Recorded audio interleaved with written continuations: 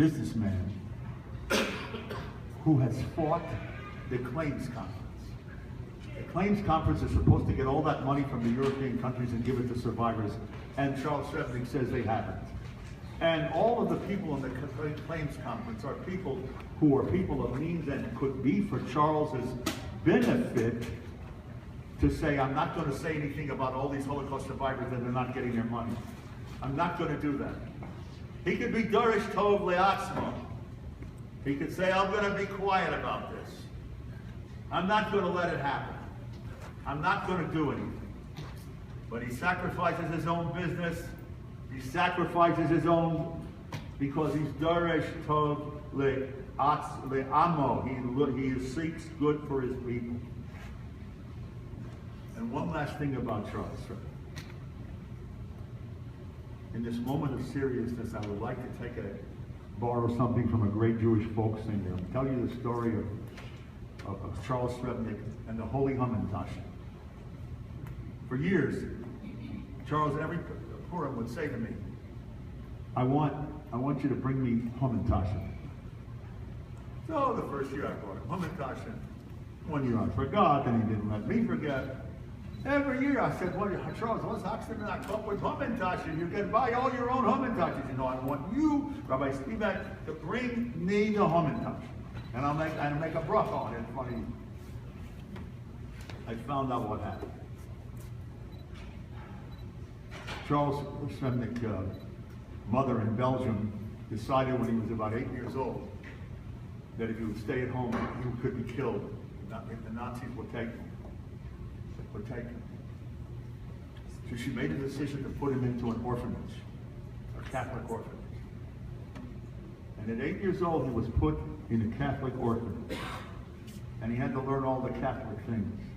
And when some people, and his father later was killed, and his mother couldn't come to see him. Whenever there were relatives to come to see kids in the orphanage, they all came except when Charles waited for his mother to come, she didn't come. She couldn't.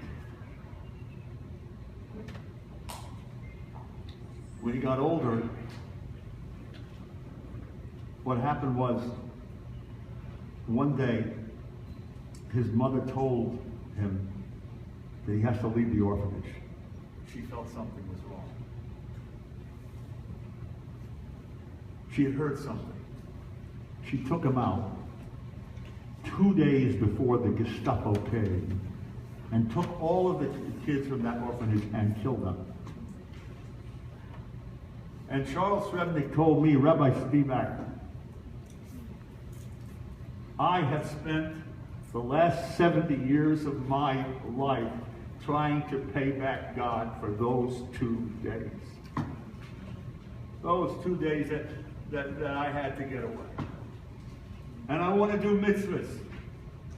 And that's not the only story what happened when he finally got out of the orphanage. He was used by the Belgian underground. This 11-year-old boy was used by the Belgian underground. He would ride his bicycle. They found out he was a Jew. He was finished. And he rode his bicycle to the train station. He stood there with blue eyes, hoping they wouldn't know he was a Jew. And he would come back with reports at night. And the reports, there were that many tanks on this train today coming into this town. There were that many soldiers on the plane. He was a messenger at 12 years old after losing his father, and I don't know where his mother was. He was a messenger for the underground. And he never forgot. So I asked him, what's this with Hamantash? And he tells me, he says, he was liberated and there was no way to have food, Jewish food. The first Jewish food he had, he says to me, Rabbi, was on Purim when the Jewish chaplain of the United States Army says, here, Charles, to a 12-year-old boy, here's a Hamantash. Make a bracha on the Hamantash. And he did. He said, Rabbi, that taste of not having to say prayers to another religion, That feeling that I could enjoy by being a Jew again and the first time taste it. And taste it with the Hamantashen. I want that feeling every year. I want you to come to my house, and I want you to be the rabbi that was the chaplain, and I want you to give me the Hamantashen, and I want you to say, Charles, make a bracha on the Hamantashen. That, my dear Musmach, is a lesson for you. You're going to come across older people and younger people, and you're going to do something for a young person. Maybe give them a Hamantashen. And you'll think, what is it? What long reach does it have? As Shlomo would say, you never know, you never know, you never know, you never know. You never know what impact you can have. Slightest one. It is the honor of Kol Yisrael Abraham to present this plaque. Charles Srednick, in recognition of your tireless efforts to improve the lives of destitute Holocaust survivors. And he fights all the time for Jewish survivors. As a child survivor, you have put aside the dark memories of your own past while bringing the of life and Israel to your fellow Jews. May Hashem grant you koach, strength, vision, and fortitude to continue as a leader and inspiration to Klal Yisrael.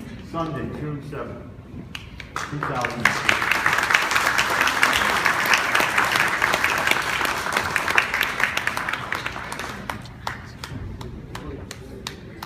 You survived the Gestapo, so you're looking to survive.